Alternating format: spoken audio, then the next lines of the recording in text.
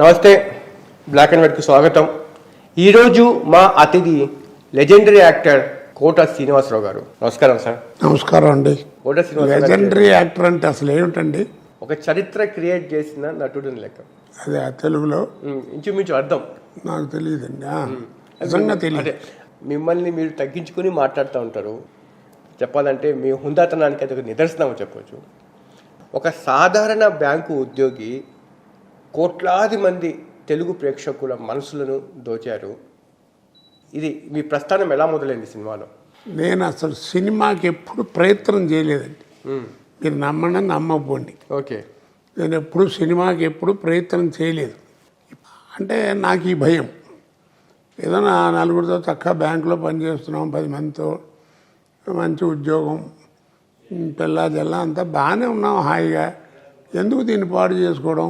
తీరా వెళ్ళి అక్కడికి వెళ్ళిన తర్వాత ఏమంటే వేషం ఉందంటే కింద పోయి చూసి నీ మొహం ఎప్పుడన్నా అద్దంలో చూసుకున్నా ఉంటారా అంటారేమో అని భయం. అది నాకు అనిపించుకోవడం నాకు ఇష్టం లేదు. చక్కగా నాటకాలు నాకు మొదటి నుంచి అలవాటు.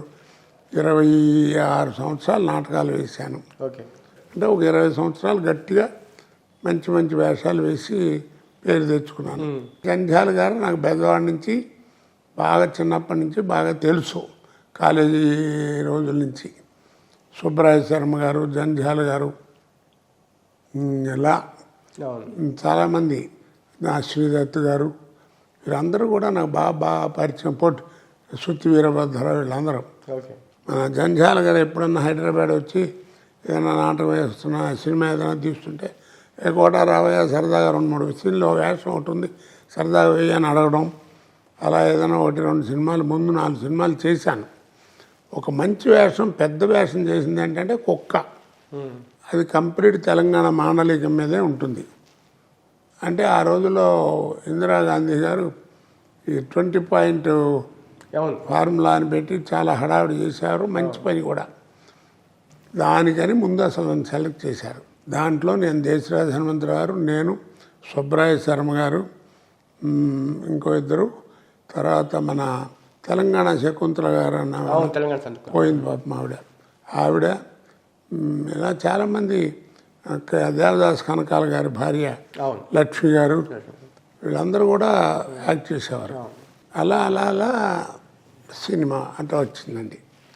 సరే, తర్వాత నా జీవితం ఏంటో మీ అందరికీ తెలిసింది. ఇప్పుడు మీ పాత్రలు ఇంచుమించు ఒక 2-3 జనరేషన్ మీద బాగా ఇంపాక్ట్ చూపించింది. మా జనరేషన్లో బాగా కనెక్ట్ అయిన పాత్ర ఏంటంటే అహన పెళ్ళంటలో పిసినారి పాత్ర, జంధ్యాల గారు డైరెక్షన్లో. అంటే ఆ సినిమా మాత్రం సినిమా ఉన్నంతకాలం ఉంటుందండి అది. తర్వాత అన్నిటికంటే ఏమిటంటేనండి, అప్పటికి ఇప్పటికి తేడా. అప్పుడు హాస్యం, ఇప్పుడు కామెడీ. ఏముంది తేడా? అప్పుడు హాస్యం ఏమిటంటే ఎవరైనా, ఎన్నేళ్ళ వాళ్ళైనా, ఎప్పుడైనా, ఎక్కడైనా, ఎవరితోనైనా ఎప్పుడైనా చెప్పుకోవచ్చు ఆ ఇన్సిడెంట్లు. ఇప్పుడు వాళ్ళు అట్టా కాదుగా, కష్టం. కొన్ని వీళ్ళు చేసే కామెడీ ఎప్పుడు పడితే అప్పుడు చెప్పుకోలేము. అందుకే అది పైగా అది కూడా కాకుండా వాళ్ళే చెబుతూ ఉంటారు, ఇది కుటుంబ సమేత చూడదగ్గ సినిమా అని కదండి. అంటే ఇప్పుడు అంతా జబర్దస్త్ కామెడీ ఎక్కువగా ఫాలో అవుతున్నారు. కొన్నాళ్ళు పోతుందండి, అంతే, మనం ఏం చేయలేము. ఇప్పుడు సినిమా అనేది ఇప్పుడు లేదండి, నా ప్రకారం అంతా సర్కస్. ఈ టీవీలో జబర్దస్త్ కామెడీ వస్తూ ఉంది కదా, అవి చూస్తున్నప్పుడు మీకు ఎలా అనిపించింది? అనిపించడానికి ఏముందండి, దాంట్లో ఏముంటుంది? ఏదో 4 డైలాగులు మాట్లాడటం తప్ప, ఏదో బట్టలు గిట్టలు వేసుకుని ఏదో చేయడం తప్ప. ఇప్పుడు అనసూయ గారు ఉంది, మంచి నటి, మంచి డాన్సరు, మంచి పర్సనాలిటీ, చక్కటి ఎక్స్ప్రెషన్ అన్నీ ఉన్నటువంటి ఆవిడ. మరి ఆవిడ చూడండి, మరి ఆ ప్రోగ్రాంలో ఆ డ్రెస్సు కొంచెం నాకెందుకు నచ్చదు డ్రెస్సుగా. చక్కగా మామూలుగా ఉంటే అలాంటి అందమైన ఆవిడ ఎట్లా వస్తే చూడరండి, చక్కగా చూస్తారు కదా. ఇప్పుడు రోజా గారు దాంట్లోనే అదే ప్రోగ్రాం వస్తే చూడట్లా, అది ఒక్కటే నాకు నచ్చదు. మిగిలినంతా ఏముందండి, వాళ్ళు చేసింది ఎట్లా ఉందంటే వాళ్ళకి ఏమైనా స్టాండర్డా ఏమైనా ఉందా? ఏదో లక్కీగా వచ్చింది, శుభ్రంగా జరుగుతుంది, వెళ్ళిపోతున్నా.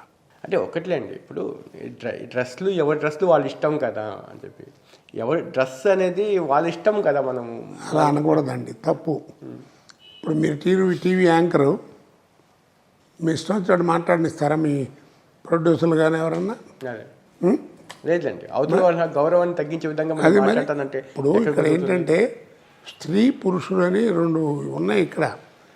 ఆవిడ మీద గౌరవం ఉంది కాబట్టి అటు లేకుండా చక్కగా చేస్తే బాగుంటుంది అన్నాను. అక్కడ చేస్తే ఏముంటుందంటే ఆన్సర్ లేదు. అవును, మీరు వయసులో బాగా ఉన్నప్పుడు ఎన్నో సినిమాలు చేశారు, కానీ ఆ సమయంలో వివాదాలు ఏం రాలేదు. ఇప్పుడు వయసు మీద పడినప్పుడు ఎక్కువ సినిమాలు చేయనప్పుడు ఎక్కువ వివాదాలు ఎందుకు వస్తున్నాయి సార్? నా మీద ఏం వివాదాలు వచ్చాయి? ప్రకాష్ రాజు కాలి గోటికి కూడా కోట శ్రీనివాసరావు పనికిరారు అన్న వ్యాఖ్యలు మీరు విన్నప్పుడు, ఆరోపణలు మీకు మనసు చివుక్కుమనలేదా? ఇప్పుడు ఈ ప్రశ్న ఎందుకు వేశారు నన్ను?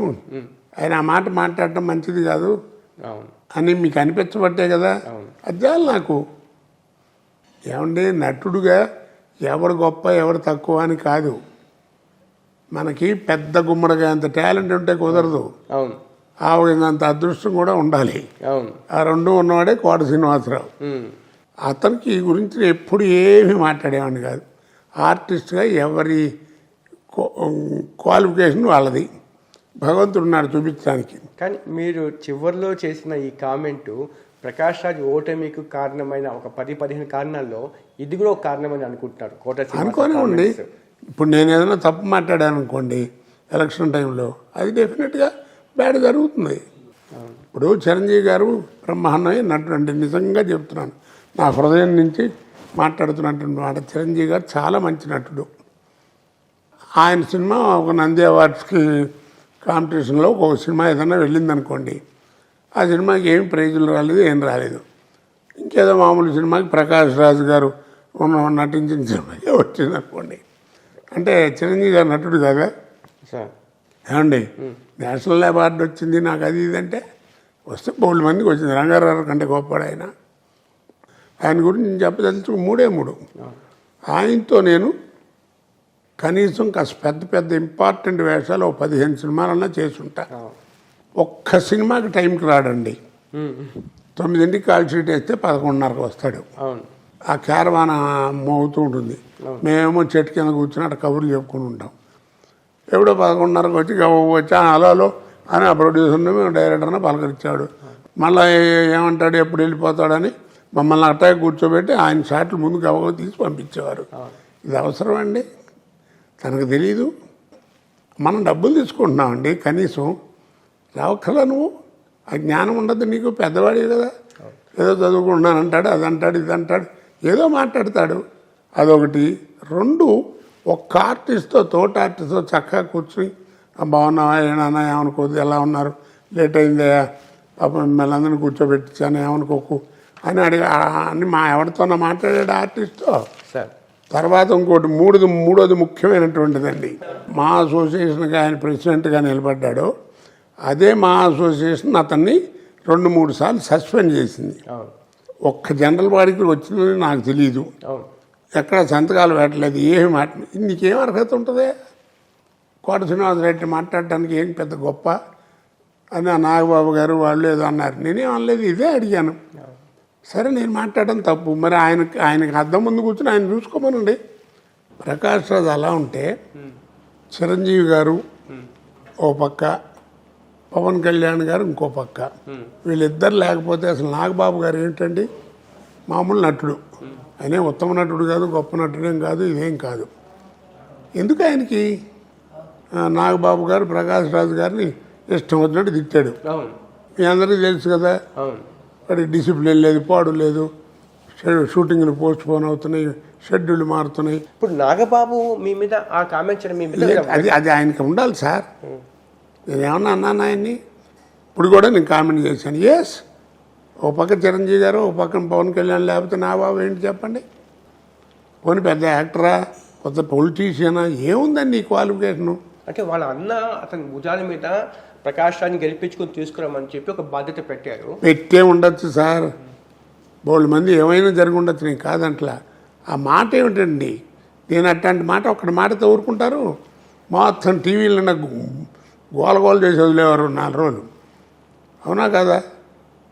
ఏంటది అర్థం ఉండక్కల్లా నాకు అతని మీద ఎందుకు కోపం? నేను ఏమైనా అన్నానే, ఉన్నమాట చెప్పాను. ఏం మాట అది? బాబు మోహన్, కోట శ్రీనివాసరావు వాళ్ళు ప్రకాష్ రాజు నటనకి కాలి కోటికి పనికిరారని ఏదో అన్నాడు. ఏమిటి చెప్పండి, పోనీ ఆయన ఎవరికి పనికి వస్తాడు? ఏమన్నామని ఆయన్ని? నువ్వే ఇంటర్వ్యూర్ అవుతుంది, నువ్వే ప్రకాష్ రాజుని తిట్టువి, నువ్వే ప్రకాష్ రాజుని వెనకేసుకొస్తూ ఉంటివి. ప్రకాష్ రాజు చాలా గొప్పవాడు, అది ఇది ఓటేయాలి మీరు ఏమైంచారా అంటివి. మేమన్నా కాదన్నావా ఏంటి? ఆయన కూడా మా సభ్యత్వానికి రాజీనామా చేశారు. చేయనివ్వండి సార్, ఇప్పుడు ఉండి ఉపకారం ఏముంది ఇట్లాంటి వాగుడు తప్ప. సార్ ప్రకాష్ రాజ్ ఓటమి చిరంజీవికి ఏదైనా ఆపాదిస్తారా? చిరంజీవి ఓటమిగా అలా భావించే పరిస్థితి కనిపిస్తుందా ఇండస్ట్రీలో? ఏమోనండి, ముందు ఏం జరుగుతుందో ఎవరికి తెలియదు, కాలమే నిర్ణయించాలి. నేను ఒక రోజున చిరంజీవి గారితో నేను ఎలక్షన్ ముందు మాట్లాడిన మాట వాస్తవం.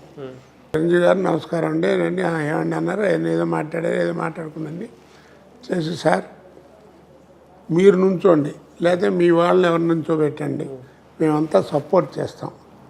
కానీ మీరుగా మీలాంటి స్టేచర్ ఉన్నటువంటి గొప్పవాళ్ళు ప్రకాష్ రాజ్ గారిని సపోర్ట్ చేయటం మంచిది కాదు, నాకు మంచిది కాదు అనిపించింది, చెప్పాల్సింది చెప్పాను అన్నాను.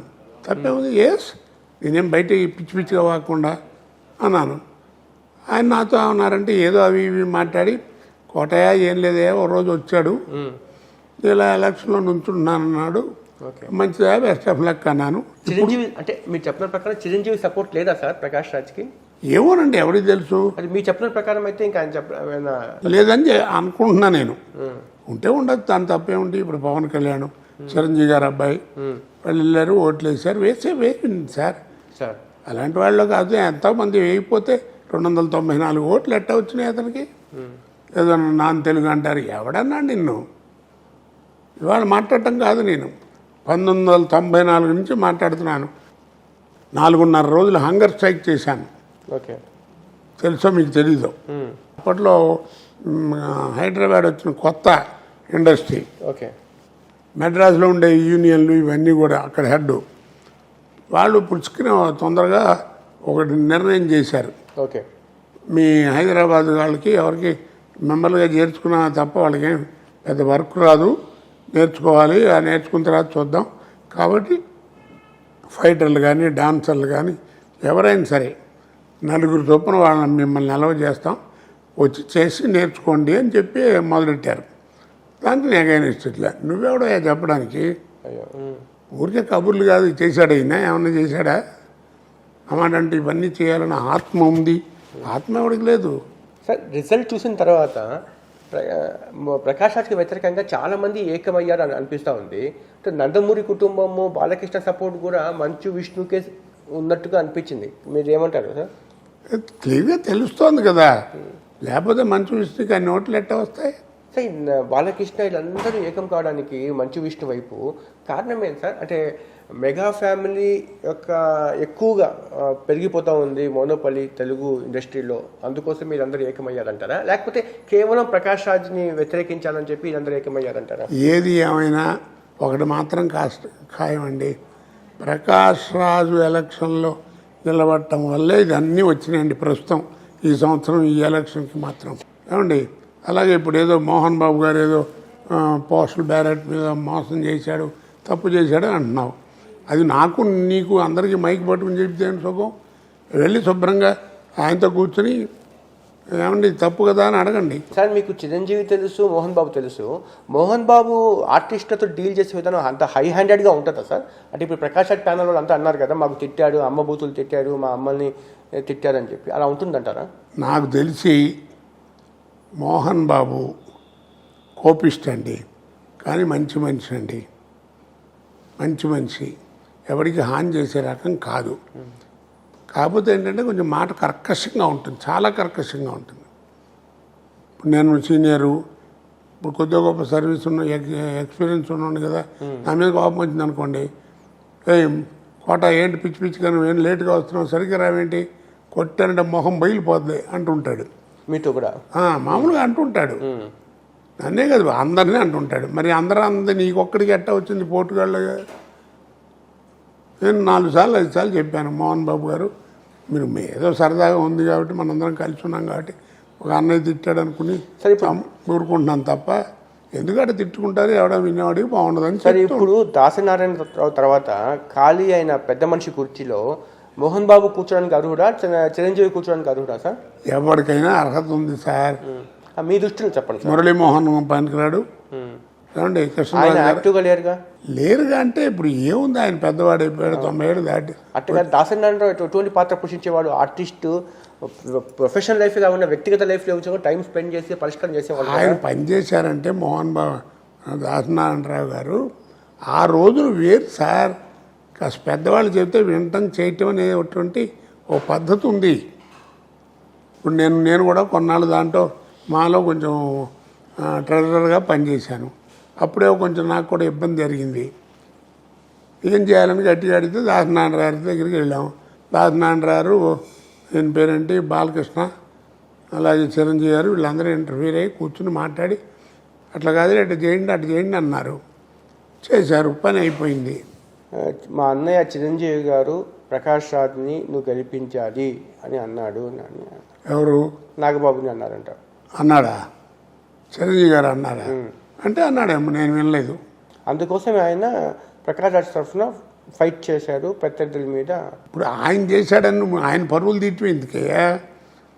అన్నయ్య లాంటి వాడు సపోర్ట్ చేస్తున్నాడు, ఎంత జాగ్రత్తగా ఉండాలని చక్కగా గౌరవంగా మాట్లాడాలి. ఆయన చేస్తున్నాడు కదా అని చెప్పి నీ నోటికి వచ్చినట్టు నువ్వు మాట్లాడితే అందరినీ. అంటే నాగబాబు మాట్లాడిన తీరు కూడా ప్రకాష్ రాజ్ ఓటమి కారణం అంటారా? డెఫినెట్గా కారణం అండి, డెఫినెట్గా. అతను ఎలక్షన్లో నుంచోడానికి అతను గట్టిగా పట్టుబట్టడానికి కారణం చిరంజీవి గారు అయితే, అతను ఓడిపోవడానికి మెయిన్ కారణం ఎవరంటే నాగబాబు. ఇటేమో ఆయన పేరేంటి విజయ నిర్మల గారి అబ్బాయి నరేష్ ఊరికే సుత్తివాగుడంతా వాగి ఇప్పటికే మాట్లాడుతూ ఉంటాడు. నేను శ్రీకాంత్కి ఓటేశాను, గెలిపించుకున్నాను, నేను ఎవరికి చెప్పుకోవాలి? ఇప్పుడు నేను రిజైన్ చేశాను, నువ్వు వేస్తున్నానంటే. మీరు శ్రీకాంత్కి ఓటేశారు సార్? వేశానండి, ఎవరన్నా వేయలేదని.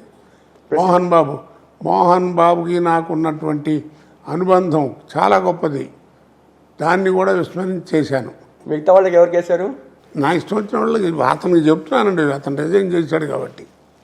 ఓకే కాదండి, అట్టా పిచ్చిగా మీరు ఏదో నేను పడలేను, గెలిచాను కిందసారి నరేష్ ఇట్ట మాట్లాడు వాగాడు, ఇన్సల్ట్ అయిపోయాను, ఏదో డబ్బులు తిన్నా అన్నాడు. వాడు ఉండగా నేను పని చేయటం ఎందుకు ఉంచున్నావు? మరి ఒకవేళ వాడు గెలిస్తే నేను పని చేయాలి కదా అనే జ్ఞానం నీకుందా లేదా? మరి నువ్వు ఎందుకు ఉంచున్నావు? నువ్వు మంచి ఆర్టిస్ట్వి, మంచి కష్టపడి పగలు రాత్రి పని చేస్తావు, 10 మందికి ఏదైనా ఉపకారం చేస్తావు అని ఫీలింగ్తో నీకు ఓటేశారు, గెలిపించారు. ఇప్పుడు వాళ్ళు ఎవరికి చెప్పుకోవాలి? రేపు ఏదో ఇంకోటి వచ్చి ఓ చక్రాయి కానీ ముక్కాయి కానీ పెడతారు, దాంట్లో వాడికి ఏం తెలియదు, ఏం పెట్టదు, ఏం చేస్తారు? వీళ్ళందరూ ఏమైపోవాలి? అంటే కొంతమంది అంటారు సార్, నాగబాబుకి కల్మషం లేని మనస్తత్వం అని కూడా అంటారు. కల్మషం ఎవడికుంది? మాకుందా ఏంది? నేను శుభ్రంగా ఉన్నది ఉన్నట్టు మాట్లాడతాను, నా గురించి అందరూ అదే చెప్పుకుంటారు. నేను ఎప్పుడు మాట్లాడలేదండి, ఎలక్షన్ అయిపోయింది కాబట్టి మాట్లాడదు, తప్పట్ట మాట్లాడడం. ఎప్పుడు లేని విధంగా ఈసారి ఎన్నికల్లో క్యాస్ట్ ఎలివేట్ అయింది, అండర్ కరెంట్గా పనిచేసింది అంటారు. ఇదేంటి సార్ లొల్లి? అది ఉందా సార్ నిజంగా? ఉంది, దానికి ఇంకొక విషయం లేదు. కానీ నేను ఒక సామాజిక వర్గాన్ని గౌరవించుకుంటాను. ఎందుకు అంటే 100కి 95% వాళ్ళ ఫుడ్డే నేను 40 ఏళ్ళు తిన్నాను. మిగిలిన 5% రాజులు కానీ రెడ్లు కానీ అలాంటి వారు వాళ్ళందరూ పెట్టి పోషించారు నన్ను. 95% నేను తిన్నది కమ్మవారి ఫుడ్డే, ఓపెన్గా చెబుతున్నాను. ఆధునిక యుగంలో కాదు, ఇంకా మేము మధ్య యుగాల్లోనే ఉన్నాం అనిపిస్తూ ఉంది. ఆ కులం పేరుతో ఇంకా కులం కులం కులం కులం కులం సార్. ఇప్పుడు జనం ఎలా ఉన్నారంటే చెప్తే కోపం వస్తుంది, అయినా కానీ నేను చెప్తూనే ఉంటాను, చాలా ఇంటర్వ్యూల్లో చెప్పాను, సాధన తక్కువ, వాదన ఎక్కువ. సాధన లేదు, వాదన మాత్రం చేస్తారు.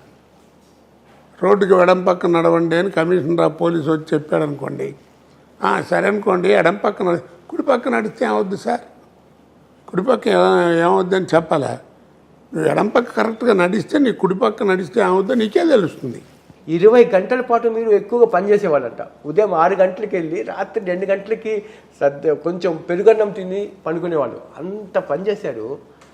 అలా పరిగెత్తు ఉన్నప్పుడు ఫ్యామిలీ లైఫ్ని ఎలా బ్యాలెన్స్ చేశారు సార్? అదే కదండి, మీకైనా నాకైనా ఎవరికైనా సార్ ఆర్టిస్ట్కి టైం వస్తే టైం ఉండదు. అప్పుడు కనుక ఏమిట్రా ఈ గోల ఇప్పుడేంటి పని చేయటం రేపు చేసుకోవట్లని బతికిచ్చామనుకోండి ఉన్నది కాస్త పోద్ది. పని చేశాను రోజుకి 20 గంటలు కాదు, రోజుకి 3 స్టేట్లు పనిచేశానండి. కాబట్టి ఆర్టిస్ట్కి టైం వస్తే టైం ఉండదు, లైఫ్ కూడా వాడి చేతిలో ఉండదు. సార్ మీ జీవితం గురించి కూడా చాలామంది తెలుసుకోవాల్సింది నేర్చుకోవాల్సింది ఉంది. నిజంగా చాలా ఎంత గొప్ప వ్యక్తి అంటే కోట శ్రీనివాసరావు గారు. సార్ భార్య భర్తలు ఎలా ఉండాలి, ఆ అన్యోన్యత ఎంత ప్రేమగా చూసుకోవాలి భార్యకి అనేది చాలామంది మిమ్మల్ని ఉదాహరిస్తూ ఉంటారు సార్. ఎందుకు వచ్చింది అసలు వాళ్ళకి ఆ ప్రశ్న? అంటే భార్యకి బాగా లేకపోయినా కూడా అసలు బాగా చూసుకోవడము, చంటి పిల్లలాగా మీరు ఆమెని చూడడము. 1968లో నాకు మ్యారేజ్ అయింది. 73లో ఆ డెలివరీలో ఉన్నప్పుడు, డెలివరీ అయిన రోజులు 21 రోజులు ఎంత అంటారే, ఏదో 2 నెలలు ఏదో ఆ టైంలో మా అత్తగారు పోయింది. ఆ పోయినప్పుడు మా ఆవిడకి కొంచెం షాక్లా వచ్చింది. మనకి తెలియదు అప్పుడు. 73 అంటే నేను మా ఆవిడ మేమే కదా అప్పుడు. వైద్యం కూడా ఇంత డెవలప్ అయ్యి ప్రతివాడు వైద్యం గురించి మాట్లాడే రోజులు ఎక్కడున్నాయి.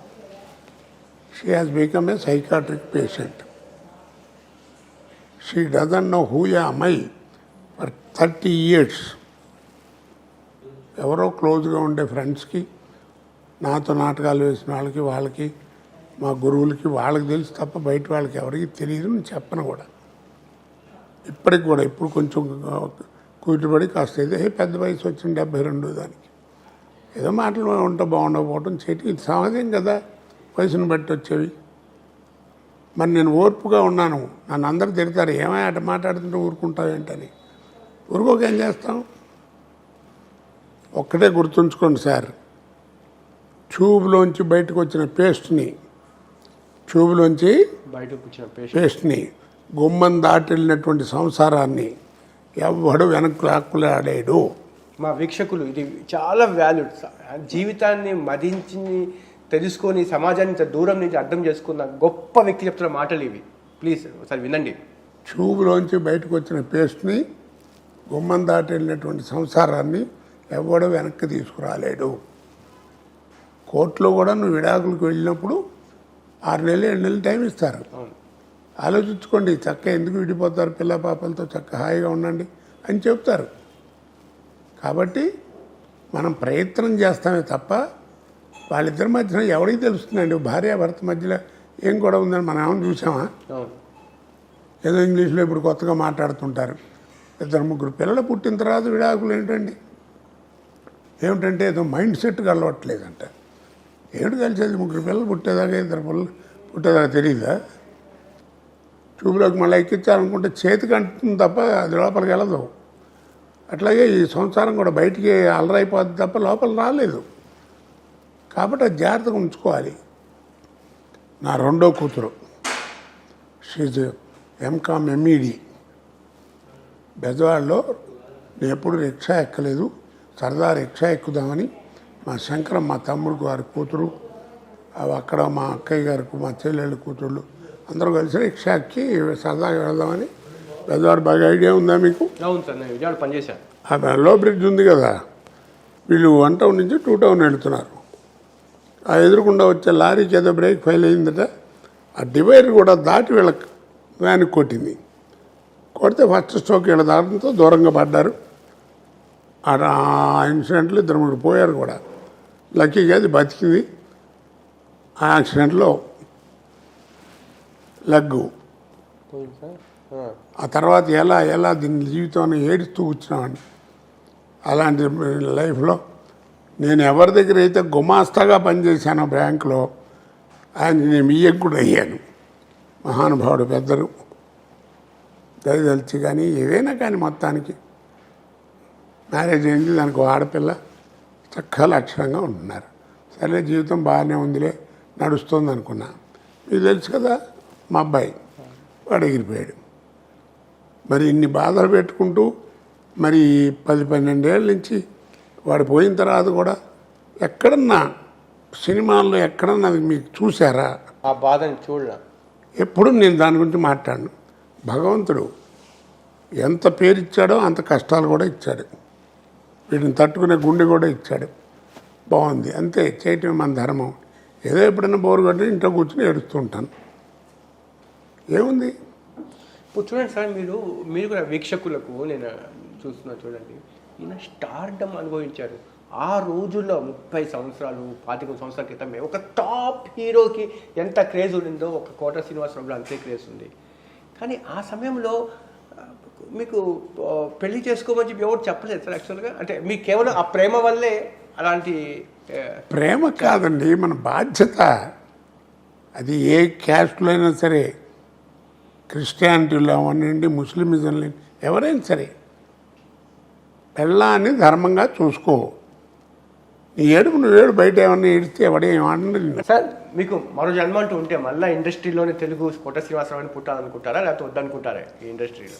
చక్కగా ఇప్పుడు నాకు ఏ రకంగా జీవితం ఇచ్చారో చక్కగా కష్టాలు కొంచెం తగ్గించేయి ఏమండి, మనిషిగా చక్కగా సుఖపడుతూ 10 మందికి ఉపకారం చేసేటువంటి మనిషిగా బతకాలని నా ఉద్దేశం. ఇంకో జన్మ అంటూ ఉంటే, ఒకవేళ ఆ జన్మ నిజంగా ఇస్తే అలా బతకాలంటే నేను ఎలా ప్రవర్తించాలి, సద్వాక్కు సత్ప్రవర్తన అన్నీ కలిగి ఉండాలి నేను. అది కూడా నాకు చక్కగా ప్రసాదించి చక్కగా నన్ను కాపాడమని భగవంతుని కోరుకుంటాను. ధన్యవాదాలు సార్. సుమన్ టీవీ ద్వారా నాకు నా మనసులో ఉన్నటువంటి భావాలు, మంచో చెడ్డో, 40 సంవత్సరాల నుంచి నన్ను పోషిస్తున్న మహానుభావులు ప్రజలందరికీ చెప్పుకునే అదృష్టాన్ని కలిగించినందుకు గాను మీ సుమన్ టీవీకి ధన్యవాదాలు చెప్పుకుంటూ, సర్వే జన సుఖినో భవంతు.